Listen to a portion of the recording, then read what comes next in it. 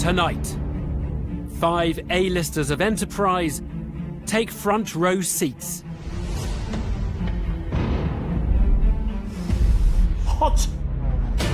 As nervous entrepreneurs get ready to deliver the performance of a lifetime.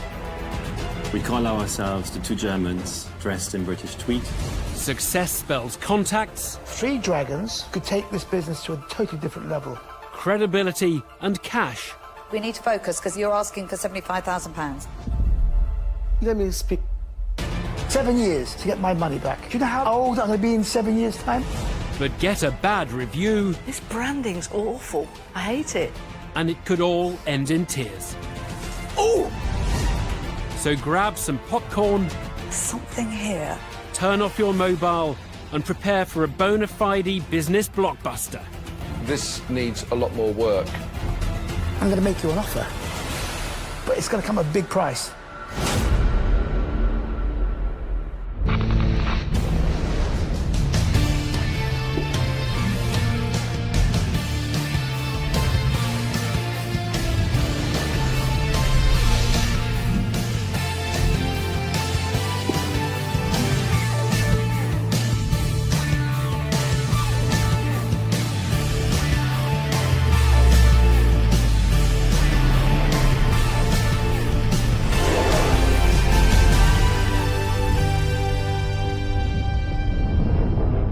Welcome to Dragon's Den. The equation is simple. 5 dragons, 4 walls, 1 lift, and a raft of fledgling entrepreneurs with everything to gain and to lose. It all adds up to excitement, drama, tension, and hopefully investment. First to face the dragons, a cook and mum of 5, Sade Howell, and her business partner and eldest son, Matthew Omeye Howell. Glory, hallelujah. Sing a new song to the Lord. She's the boss. I work for her. Yeah, leave it at that. She's the boss. Matthew and Sade are hoping the dragons will want a portion of their African food business.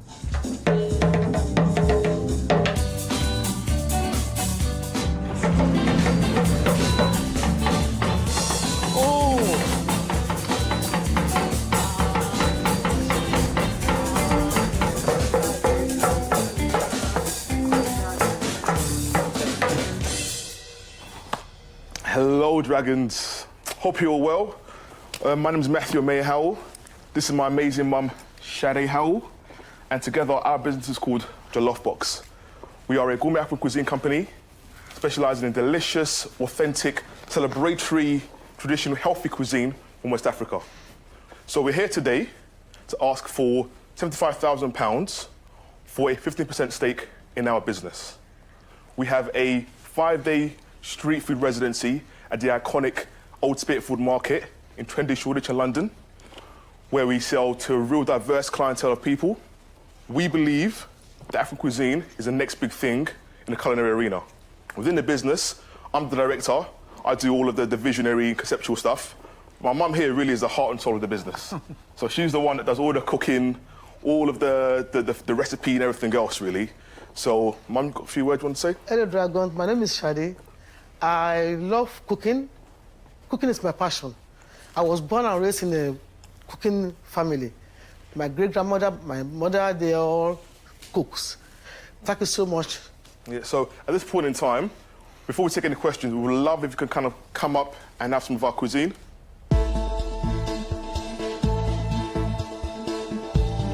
Gourmet West African cuisine is the offering from Sade Howell and her son Matthew Omeye Howell. What's the best? Personally, I'll go for the beef and the jollof rice. I'll go for That seems to be bang on. Who are seeking £75,000 in return for a 15% share of their business.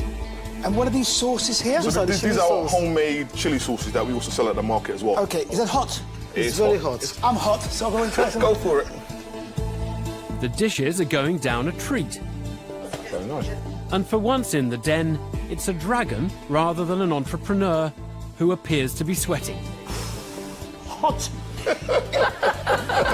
I told you it was hot. I asked for it, I got it. Can't complain. Are you Nigerian? Yes. So if I went to Nigeria and I wanted to go to a street market, would I eat the same food? The food comes through from the Jollof tribe, which was based in the Senegal and Gambia Peninsula. It's authentic, but at the same time, it's accessible enough to everyone else. So what you've done is you've taken an African cuisine and you've westernized it. Made it much more easier for the Western palates. Exactly. Matthew? Yes. Matthew and Sade, congratulations on bringing West African cuisine hopefully to the mainstream. Thank you. Thank you. You've got a pop-up store at the moment. Yeah, so at the moment, we have a 2-hour business in Spiritford Market. We make enough food to sell that day. The idea is to have more hours in a day, ideally in our own location, and produce more food. You cook on site? We need a place to cook, sir. But cooking from home with our food, it takes time. Right. Like this morning, I woke up 1 a.m., so I started cooking. Yeah. So we cook fresh every day. So is that what the investment is for? Yes, sir. It's really for our own grab-and-go outlet with our own central kitchen where we can cook from. Right. So can you give me an idea of how you did last year? Yeah, so between May 2017 and January this year, we made approximately £79,847. Our gross profit was £29,500, which is roughly 37%. And our net profit was £3,088, roughly 4%. We sell 100 boxes per day, at about £6.30 each per box. So we know that if we're able to kind of increase or scale up our business, we can make 4 times our revenue if we do it properly. I can see us having a chain of jollof boxes in the UK. And for me, I see us growing exponentially. Sade and Matthew have ambitious plans for a national chain.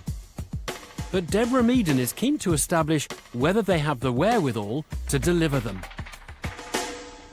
I want to understand what your ability to grow this is.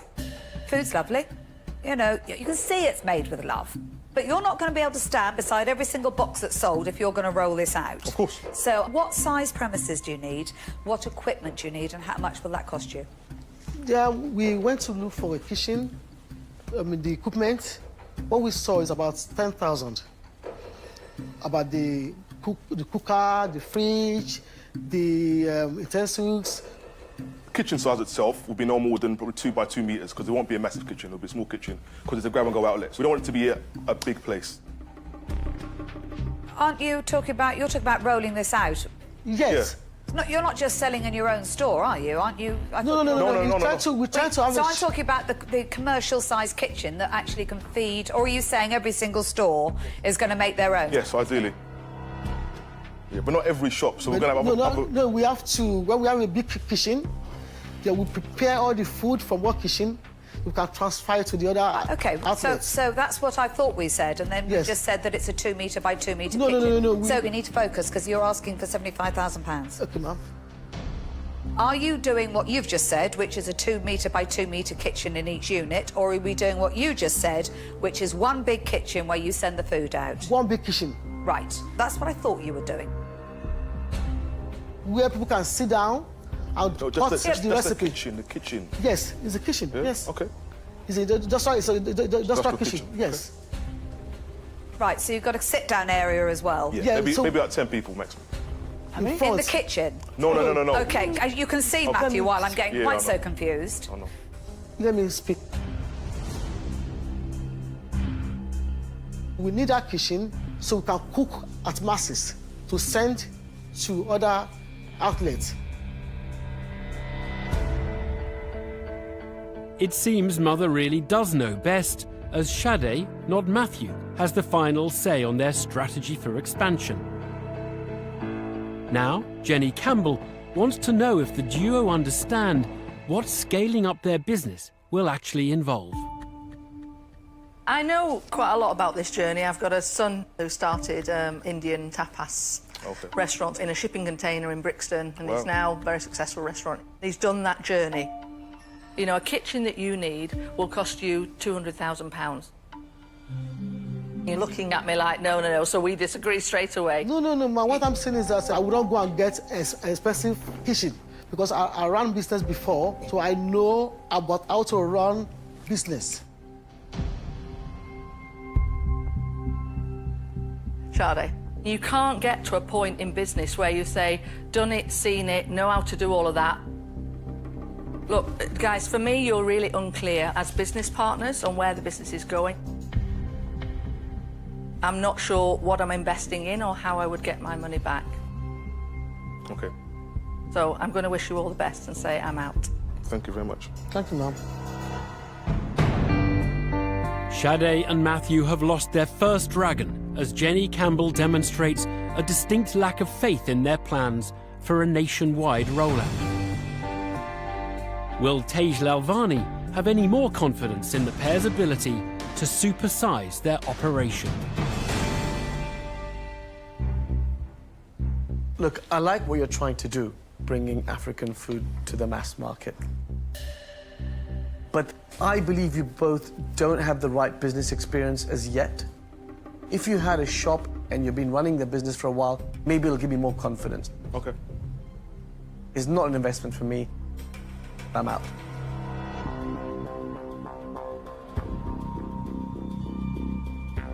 There's some businesses that I get involved with that are muddled. And I can see through that and think, actually, great business here. We can really unpick that. But all I've heard from the two of you is confusion. You two can't agree what you're doing, let alone trying to get an investor involved and trying to understand what you're doing. No, ma'am, we understand. Beforehand, we did discuss initially the plans.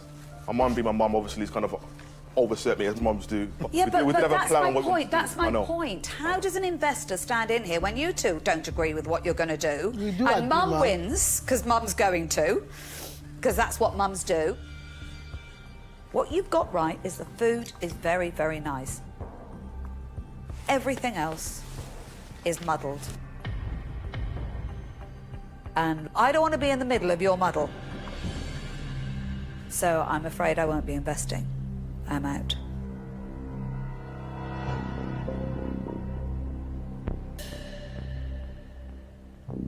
There's too many cooks in this business. Genuinely. You're vying for control between each other, and I think that's what's really difficult. And that dynamic between mum and son, Okay. being really brutal, I don't think it works. At the moment, mum, it's your rule, and because he's respectful, he's going to back down every time. And you might not be right. And that's the reason why I'm saying I'm out. Yes.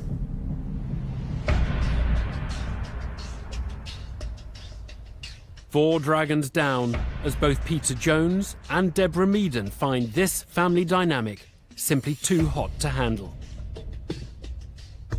Sade and Matthew's hopes of securing the cash they crave for their business now rest solely with Tuka Suleiman.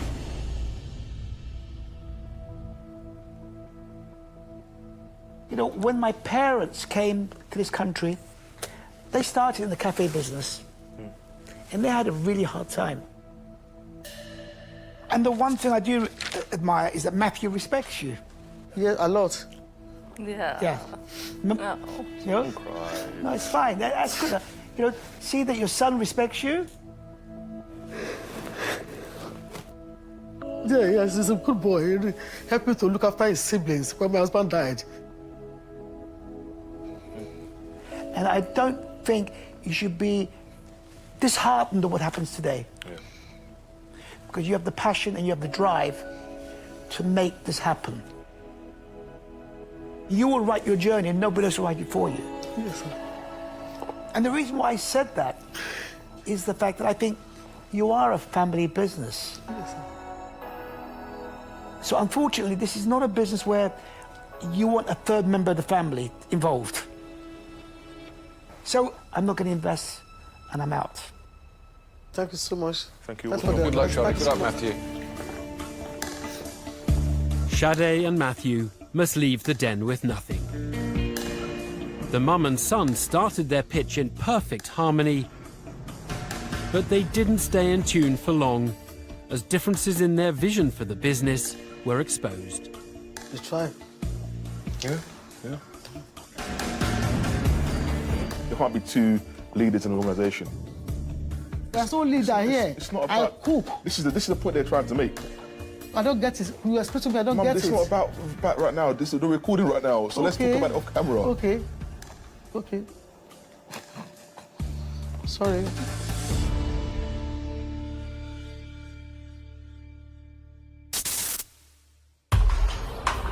Next into the den is Sussex-based serial inventor Stephen Ransom.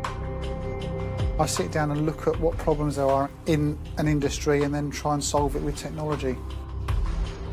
I hope that they see the quality and thought that's gone into the product.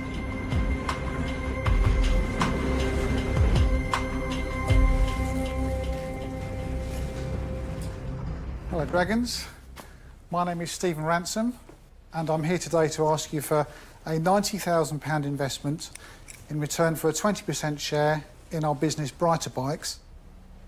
The Brighter Bike indicating system is a wireless indicating and braking system that fits easily onto any handlebars, onto any helmet, seat post or any backpack. The cyclist can now for the first time indicate right, indicate left and brake. We have a patent on the key aspects of the design, and we have an EU design patent pending. We are looking for a dragon or dragons to help us bring this system to a potentially worldwide market. Thank you for listening, and would you like to see the product? An indicating and brake light system for bicycles Put your helmet on. Yeah. Yes.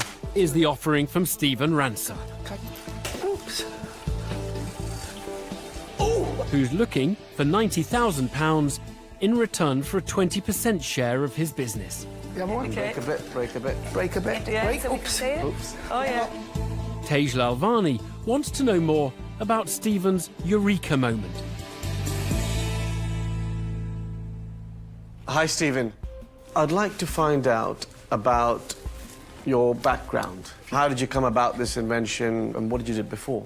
Okay, my business life started in 2004. I was following a truck that was having real difficulty in reversing into some factory gates. And I asked the driver if he had any aid to help him reverse. And he said, the guy who invents something for me for that is going to be a bleep, bleep, bleep millionaire. And that gave me the idea to begin a business installing cameras and proximity sensors into large trucks. And did you become a millionaire? Not yet, no. Okay. But this business here grew out of that. Are you the only company doing indicator lights for cycles? Well, a lot of the systems out there, they haven't thought about handlebar array. There isn't one single indicating system that has a little button on each side. So existing systems don't have the indicator buttons on the handlebars, what you're saying? No, there's nothing out there on the market that does what this system does to the same degree of simplicity and high visibility. So, manufacturing price? £63 at the moment because we are manufacturing in the UK. Selling price? £145. The price of Stephen's product has set alarm bells ringing in the den. And retail magnate Tuka Suleiman is concerned that persuading ordinary cyclists to buy it could be an uphill struggle. Steve, what I'm trying to get my head around is I think if you said to me, we're selling it for £69, that then gives you a product that you can go out to the market Yes. and sell in volume or even online. This is just one arm of the business that we see because another huge market that is developing is called last mile, which is where supermarkets looking to use e-cargo bikes in order to make their last mile deliveries. We want to be first in the market in a potentially very large indicating and braking market for cycles. So what are you predicting that you'll sell then in year one with my investment? We want to sell 1,000 units, but then we would hope with those 1,000 that have gone out to all the key decision makers. Traction has been drawn from our website. We would hope to sell 10,000 in the second year. That's what we're hoping for. I'm struggling to get convinced about the demand for this product. And I feel like we're grasping at potential sales figures for the future when we talk about year one having 1,000 units out with influencers and then going tenfold. I would call that fanciful projections. My experience in the other business that we have is that proven technology usually drives legislation. Already in Holland, it is obligatory for fast electric bikes to have braking lights. Well, if you're waiting for legislation to make a sales push for you, I wouldn't if I were you. You need to create a product that there's a real demand for. You're a great inventor, but I'm not sure we've hit quite upon the one that's really going to make us millions. Wish you all the best, but I'm out. OK. A letdown for Stephen as the Cash Point Queen punctures his hopes of investment. Will Deborah Meaden get things back on track?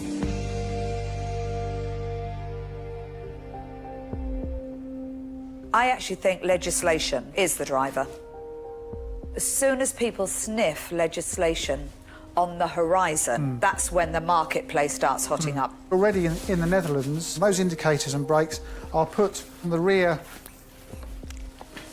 either on the rear mudguard or on the seat post. And so this will mirror that exactly. That could be an issue, Stephen, couldn't it? Because if that's legislation, every bike manufacturer will incorporate that into their bike as standard. So we could go down the next 12 months developing the product. Yes. But actually in 2 years, your product becomes obsolete. We don't let that faze us. 5 or 6 years ago, when we were in the camera industry, you would say that the market hardly existed, but now nearly every truck comes with camera systems and sensor technology. We want to be known as the people who can solve bicycle indicating and I mean, Stephen, look, your biggest threat really is legislation, I believe.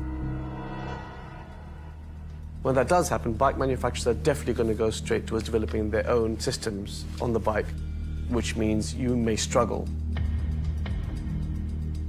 So, on that basis, I'm going to have to say I'm out.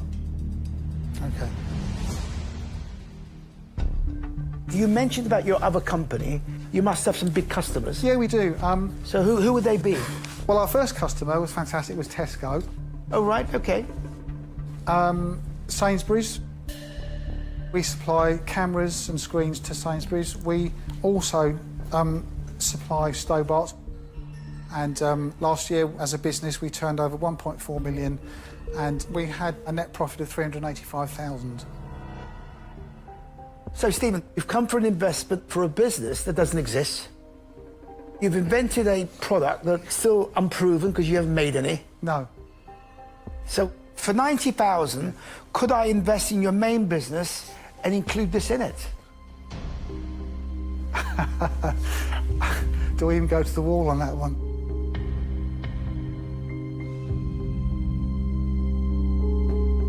Yes is the answer. Good.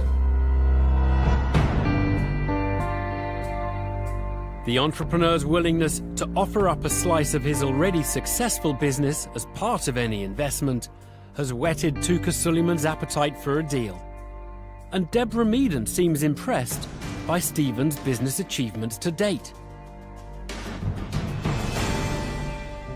You have actually got a track record of a good nose, I call it. Thank you. And I've got a good nose. You know, it's just that thing that thinks, something here.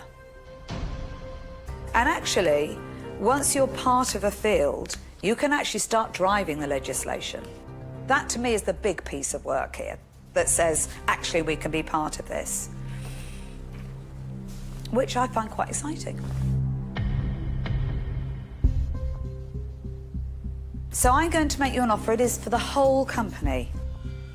And I will recognise the fact that you've got a business that's already making a profit of £400,000. it wouldn't be right of me to ask for 20% of that business. I'm going to do a very unusual thing.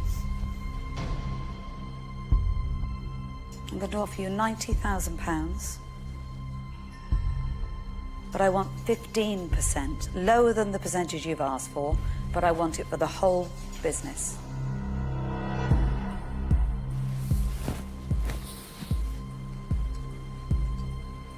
Okay, thank you. I don't know what to say.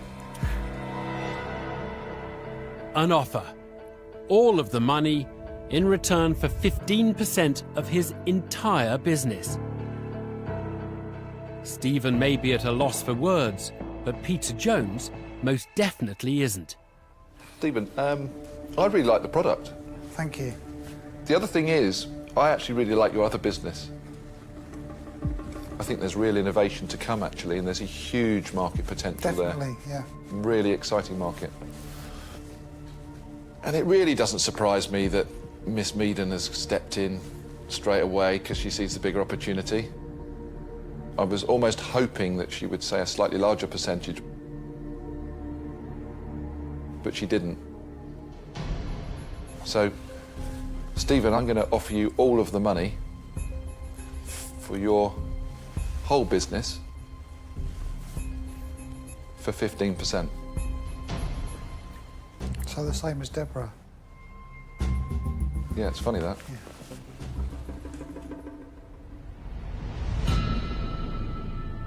The race is on to clinch the deal, with Peter Jones in tandem with Deborah Meaden's earlier offer. Is Tuka Suleiman preparing to make a sprint finish of his own?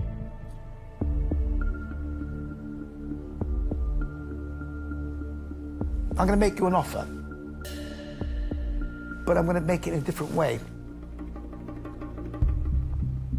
I don't want to feel that you've come into the den and I'm taking advantage of getting to your other business. So I'm going to offer you all of the money, but I only want 10% of your main business. And I want this to be a separate business, but I want 40% of that because I'm going to add a lot of value to this. So 10% of the main business and 40% of this? Yes. Okay. 3 competing offers are now on the table. 2 identical, £90,000 for 15% of the whole business, and 1 very different. The time has come for Stephen to signal his intentions.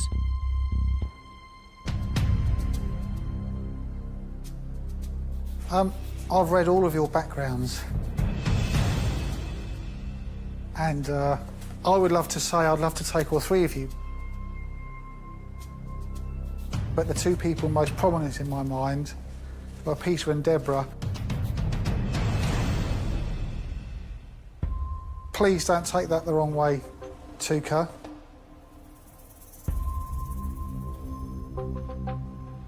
Steve, I guess on that basis, you don't really want me investing in your business, I'm out. Well, it would be wrong to say that, Tuka. Yep. Concentrate on us, because that's fine. Concentrate on us. Well, then would you 2 be able to work together?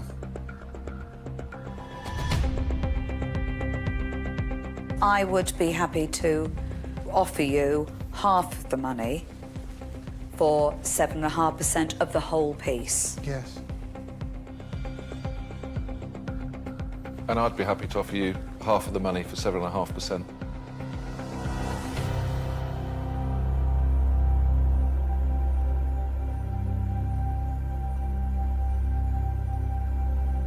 I'd be delighted to go ahead. Yes. Thank you, Deborah. Brilliant. Brilliant. Thank you, Peter. Well done. Fantastic. Fantastic. Thank you very Well much. done. Personally, I think you made an excellent choice there. Well done. Thank you. Well Brilliant. Success for Stephen, who rides away with 2 business pace-setters, and that small matter of £90,000 tucked safely in his saddlebags. I've been on a roller coaster and just elated, can't quite believe it. I'm surprised. I thought there's no way we're going to get it. Hopefully that makes you feel better. It's real, it's happened. I've got 2 investors.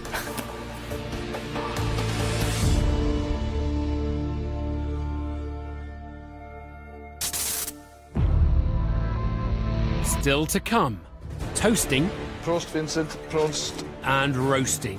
That's not great branding. This needs a lot more work.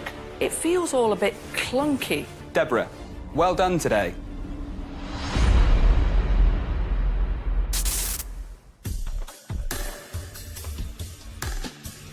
Next to face the Dragons is former schoolteacher turned entrepreneur, James Holmes. I think the Den is going to be my trickiest classroom yet. I don't know whether the Dragons and the class is going to be something I'm going to be able to handle or not. Only time will tell. James has come up with a product which he believes will give teachers more time to actually teach. But will his work earn him a gold star in the Den? Hello Dragons, my name is James Holmes and I'm here today asking for a £20,000 investment for 5% share in my company, Marking Solutions Limited. I've been a teacher for around 7 years and there's nothing I like more than being in the classroom with the children, but like many others found that my workload meant I was focusing more on paperwork than I was on my class. I started researching ways to speed up my marking and couldn't find anything, so I started to develop my own solution. MarkMate is a revolutionary new tool that allows teachers to leave written, personalised feedback in books in a fraction of the time. By using a combination of dictation and label printing, teachers are able to mark 30 books in around 30 minutes, cutting the average teacher's workload in half while allowing you to collect important assessment data every time that you mark. I'd like to give you a little demonstration and show you how that might look in the classroom. I'm really impressed by the way you've been able to use such a large range of adjectives in your opening paragraph. Exclamation mark. Do you think you could use a subordinate conjunction in your second sentence to add more detail for the reader? Question mark. Print label. And that feedback is then printed instantly for me to stick into that child's book, ready for them to respond in the next lesson. I currently have around 500 users and I've received interest from educational distributors in the UK, in Turkey and in Sweden. I thank you very much for your time and for listening, and I welcome any questions you might have. Voice recognition-based software designed to turn time-starved teachers into magic markers is the offering from James Holmes, who's seeking £20,000 in exchange for a 5% stake in his business. James's product demo worked a treat, but Tuka Suleiman suspects it's just too good to be true. James, that was superb, by the way. I don't know if you pre-printed it or but that was that instant. No, that was live. Sure about that? Yeah, that was live. You know, I could show you. Deborah, well done today! Exclamation mark. Print label. I don't get told well done very often. I'm going to put it right there. I'll be wearing that, thank you very much. So I'd kind of imagined that things had kind of moved on from the red pen and the margin and the writing. So what's the marking process? Which bit of it is this making better? So it depends on your school's policy. Some schools require you to mark all your books every day. Some schools every couple of days. And that's the thing that takes the time, getting the words on that bit of paper. How much faster is dictation versus writing? On average, 30 books would have taken me 2 to 3 hours, and I can honestly say I can mark 30 books in about 30 minutes. And the quality of the feedback that I'm giving is better because I haven't got the constant repetitive having to handwrite it. Do all my questions give me any stars or anything at the end of that? I wish I brought my stickers. I would have given you. Very needy, Deborah. No, I am. Yeah, You're a bit needy. listen, I left school at 16. I'm making up for lost ground. It seems that Deborah Meaden has been temporarily transformed from fearsome fire breather to teacher's pet. But Peter Jones wants to test this former English master's grasp of mathematics. You've got 500 teachers that are using it. What do they pay you? Currently £19.99 a month. And how much does it cost as a package to you? Per user, with printer, postage, packaging, server rental, about £33. £33 in total? Yeah. OK, my last question is, give me the last 12 months. What's the turnover? So sort of first year's takings was 21,000 turnover with a £12,000 gross and £8,000 net. My second year, we're looking at a turnover of 133, gross of 122, and net 103. OK, thank you. No worries. Top marks for James, whose numbers appear to be on the up and up. But Tej Lalvani is concerned about whether this is a business that he can actually protect. I think it's pretty neat, actually. I mean, I love when technology can provide an alternative route to make things more efficient. Yeah. But what I'm thinking is that it just looks like all you've got is a printer, and what you're providing is a user interface. It's very easily copyable. I understand that it is easily replicated, but, you know, I wanted to get out there and become the person that's doing it first. The ideas that I've got, I want to bring in the ability to do data analysis from the data you're collecting. On here, you can select a child and just see all the feedback that's been given to them for when you come to write your end-of-term report or give your final grade. There's a program that the majority of schools use that this could feed into, but I didn't have the programming knowledge and the understanding to get to that point. I mean, let's be really candid. This needs a lot more work. There's 3 software programs currently in 70 or 80% of all secondary schools in this country. Yeah. You really do need to embrace what's existing. And if you do that, you've got a chance of actually selling your software to the very people that are installing in every school in Britain today. Yeah. And that would be your way in. And you could make a lot of money for yourself. But you're woefully short of where you need to get to before this is investment ready. So that's the reason why, sadly, I'm going to say, James, I'm out. But I say well done and good luck to you. Thank you. Appreciate that. Bitter disappointment for James as Peter Jones declines the deal. Will Deborah Meaden deliver a more favourable assessment? James, you're not pretending it's a super-duper high-tech, you know, amazing. You're just saying, look, I was a teacher. This saves you time. Yeah. You know, and there is nobody that's going to deliver that message better than you. Okay. And I don't really think there's any levers that I can particularly pull that you couldn't represent better than I could. Okay. I think you'll make money out of it, you know, so it's not a don't do it, it's just a you don't really need my money, so I won't be investing. I'm out. I think anything that takes paperwork off people's desks, teachers, police force, is fantastic. But I have to say I find myself a little underwhelmed by this because I'm kind of saying to myself, well, voice recognition is not new and label printing's clearly not new. It feels all a bit clunky. I don't think one man in his kitchen is going to develop the solution that's going to take us really to the next level. Okay. So for that reason, I'm out. Thank you. James's business has failed to earn a resounding tick from either Jenny Campbell or Deborah Meaden. Will Tej Lalvani mark his efforts any more generously? James, I like what you've done. I think it's great, and it's definitely worth pursuing. But I think you need to raise a lot more money than £20,000. I think you need to raise about £100,000. You need to make your software a lot slicker and integrate with the school systems. Raising that extra capital is key. But as a dragon, I don't think I'll be investing today. Good luck, but I'm out.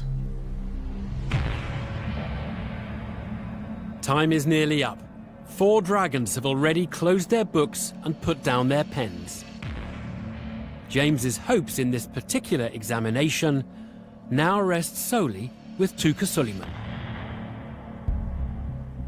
James, last pupil standing. Yep. So, what's next? Where do you want to take this business? I want to start getting more whole schools on board, more whole school departments on board. Start looking at chains of schools to get this into as well. The funny thing is, I mean, I've got, in one of my buildings, I've got a tenant, and they've got 80 schools around the world. That's the sort of introduction you want, correct? Yeah, absolutely. Look, I'm fascinated by education. It sounds like you are somebody who could solve some of the problems that teachers have got, maybe lead on to problems parents have got. Absolutely. There's a whole sector of things. I'm starting now to get individual teachers that have used this, and now their department wants to order 5 or 6. There's something here. There's something worth pursuing. James, I'm going to make you an offer. Okay. But it's going to come at a big price. I thought you might say that. Because you're very early. It's a punt, as we call it. I'll give you all of the money, but I want 50%. I want us to be 50-50 partners.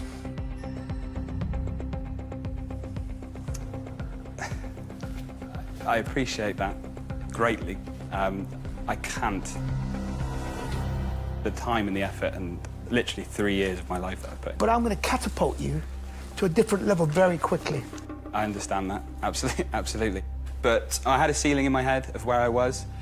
If I'm being honest with you, where I was willing to go, 25%. OK, I'll tell you, I'm going to revise my offer, but this is it.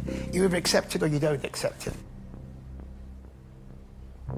I'm going to give you all of the money for 35%, and when I get my money back, I'll drop it down to 30%.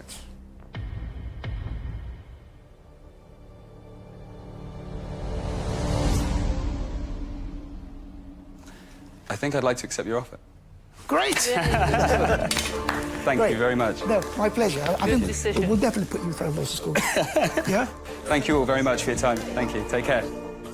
For a long time, it looked like James's pitch was in serious trouble. But he leaves the Den with £20,000 and the backing of a dragon with the contacts and cash to mentor him to business success.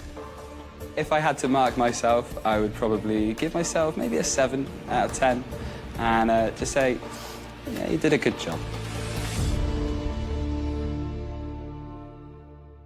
How best to stand out from the crowd? Well, it's a challenge faced by many businesses, especially in an already packed sector like food and beverages. Our next entrepreneurs, Lucas Pasir and Vincent Efrot, believe they've come up with a drink which genuinely breaks new ground. Some water, dear Vincent.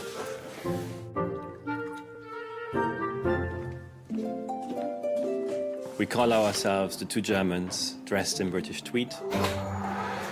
The Newcastle-upon-Tyne-based Germans are hoping that the Dragons will find them as refreshing as their product. I think they will be surprised when we actually speak and they realize it's not a British or Geordie accent. Why, aye, man.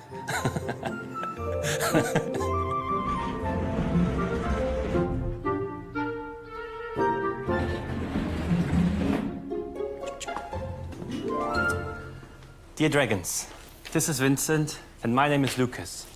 And we would love to invite you now to the new product category within the alcoholic beverage industry. Novelty, premium alcoholic tea blends. We are here today asking for £80,000 in investment in exchange for 5% in equity in Tea Venture, Novelty's umbrella company. Novelty is a cold-brewed alcoholic tea blend that combines the two favorite drinks here in the UK, tea and alcohol. Currently, we have 2 different flavors, and our 3rd flavor will be launched in September, and all are vegan, gluten-free, no artificial colors, and are 11% in strength. Since our market launch in April last year at Phoenix flagship store in Newcastle, where our business is based, we went from strength to strength. We are now stocked nationwide at Phoenix, at John Lewis, at Harrods in London, and many afternoon tea places. On top of that, you can find novelty in premium bars, premium restaurants, and farm shops. Now, we would love to give you your first and surely not last novelty experience. Thank you very much. A boozy new take on the classic British cuppa. We start with our cold versions, and afterwards we're going to give you a warm version as well. Is the proposition from Lucas Passia and Vincent Efron, Perfect way to end the day. Exactly. who are seeking £80,000 in return for a 5% share of their business. Prost, Vincent. Prost. Prost. Cheers. Peter. Peter Jones already speaks their language. Ja, das ist sehr gut.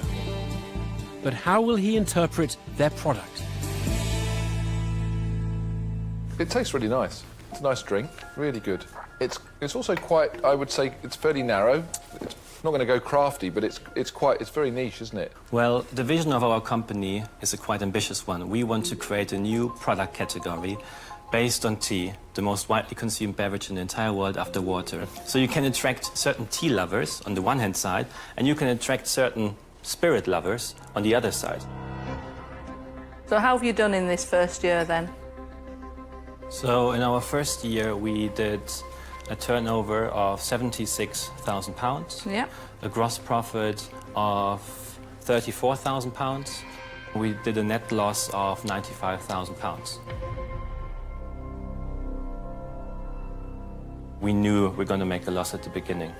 Okay, so from March this year to February next year, Yes. you predict that you'll still lose money? Yes. We expect to be at a turnover of £281,000, a gross profit of £135,000, Yeah. and again a net loss of £95,000. Lucas and Vincent's business has been hemorrhaging cash. And Tej Lalvani now wants concrete evidence that the duo's turnover is set to soar. What gives me the confidence that you're going to jump to almost £300,000 this year? One of the most important things for us is that we have confirmation that novelties market is global. China is the biggest tea culture in the world, and we now have orders for China, which are worth £31,000, and we have orders of 4 pallets for Germany, £16,000. How long do you think it's going to take me to get my money back? So we currently think about a return for our shareholders in the next 3 to 7 years. 7 years. Oh, do you know how old I'm going to be in 7 years' time? You don't want to know. But we also mentioned the range from 3 to 7. Obviously, I know, it depends. I know, but I don't think you'll do it in 3. In 3, you just about make a little profit. In 4, you might get some traction. In 5, you become a business. In 6, people will start looking at you, and in 7, you'll sell it. Correct? It depends. So If unless we I'm going to build- leave this for my daughters. No. We think we can make that journey quicker if we build on the current traction we have, in particular from exporting. Successfully selling tea to China is definitely not a case of coals to Newcastle for the German Geordies. But will their business prove to Deborah Meaden's tastes? I've been sitting listening really carefully, you know, and there's lots I love about it. But there's just something not quite connected about the branding for me. We listen to this kind of feedback very carefully. So what we now add in order to make it easier for the end consumer is to hang a tag hanger around the bottleneck, telling a little bit more about the brand, about the tea cultures we try to reflect. That's not great branding. Great branding, honestly, I promise you, doesn't need to be explained. Also, I'm disappointed you called it novelty, because it kind of hangs it back into this kind of novelty. Unless you're very, very careful, that's what it's going to be. So I won't be investing. I'm sorry, I'm out. Thank you. A setback for the German entrepreneurs as a brand-aware Deborah Meaden dismisses the deal, prompting Peter Jones to investigate what the pair plan to do to boost their product profile. What are you forecasting to spend this year on marketing? £40,000. That's just so tiny. For us, the most effective way actually in creating sales, in getting novelty on the market, is literally doing tasting sessions, because there is nothing actually in the alcohol industry that is really new. I think that's really good talk, but the reality is you've still only turned over £76,000 in your first 12 months of trading. And I'm not sure that building a brand with £40,000 is going to work for you. So I'm not going to invest today and say that I'm out. Guys, look, I actually like the product. It tastes good, and I love that you've brought some innovation into the category. But the real problem you have is that you've come in pitching a business worth £1.6 million when you've done £70,000 worth of sales. So at 10% equity in exchange, we would value ourselves at £800,000. Yeah, but you're not worth £800,000. That's the problem. You're losing money. You're losing money in year one, £90,000, year two, £95,000. I mean, I'd like to have taken a punt. It's just that you overvalue the business so much, it doesn't make sense. One of the reasons why we value the business how we currently do it is the current and confirmed traction we have in the UK and outside of the UK. But guys, you're a loss-making company, you haven't proved the category. Yes, your exports are growing slightly, that doesn't mean much, so it stops me. I mean, I'll make you an offer. 40% for all of the money. Because I think your business is worth about £200,000. Okay. An unanticipated offer from Tej Lalvani. All of the money in return for a massive 35% more equity than was originally on the table. Is Jenny Campbell prepared to match or even better it? It's a real conundrum for me because I do love the alcohol and beverages market. And I like you guys, and I love that quirkiness of the German and the British style. I love all of that. But then I'm sitting here and thinking, this branding's awful. It says novelty, which means it's a novelty. I hate it. And then some of your numbers are sort of flat in one sense, but the exporting is sounding crazily exciting as well. I think I need to drink a bit more. But then Tej threw you a curveball. I thought, if he's going to do that, then so am I.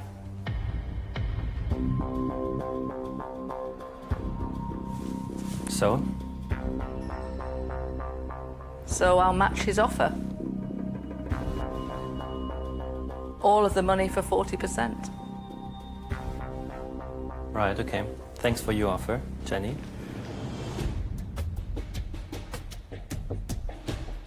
Tuka? I like the fact that you have created a new sector in this market. I like the fact that you've got traction, you're selling. So I'm going to make you an offer. I'm going to give you all of the money for 39%.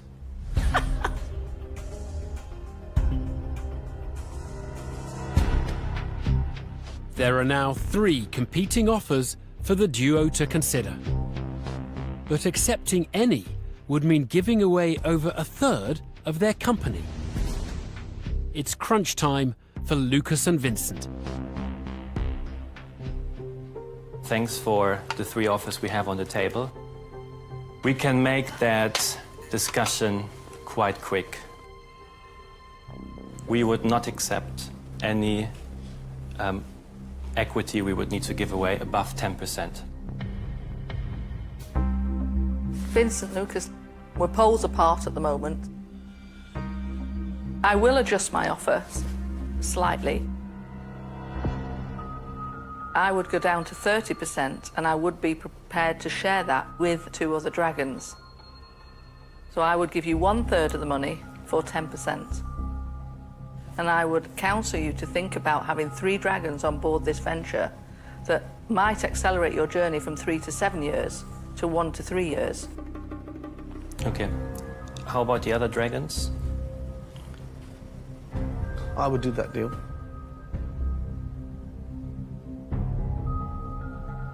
I will give you 1/3 of the money for 10% share. Do we want to go to the wall? Let's have a minute. Can you just excuse us for Sure. a minute? Yeah, thanks. The pair have the opportunity to secure the backing of 3 hugely successful and well-connected dragon investors. The price? 30% of their company. Dann nehmen wir es an. Ja.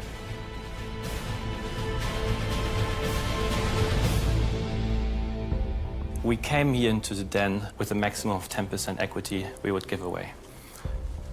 Our position changed slightly, and we would like to make a counter offer. 1/3 of the £80,000 for each 5% in equity. And we would shake hands straight away and would love to welcome you to our novelty. Okay. In that case, then, I'm out.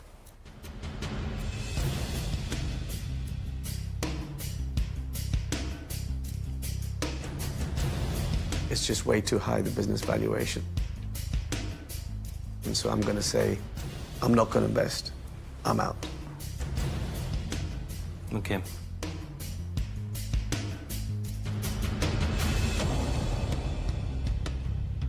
Guys, that leaves me the odd one out. Because I can't be in if I only offered you 1/3 and the other 2/3 have gone. That means that I'm out. Guys, thank you. Thank you very much. Thank you. So sadly for Lucas and Vincent, it's Auf Wiedersehen pets. The German Geordies must leave the Den empty-handed, having failed to convince the dragons to meet the hefty price tag that attached to their business.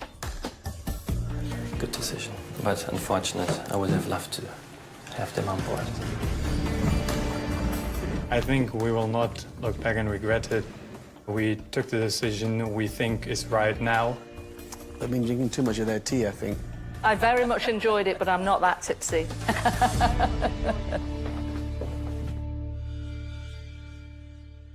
So Lucas and Vincent walk away without investment, but with their equity intact. Will rejecting the advances of a trio of dragons prove to be the right decision?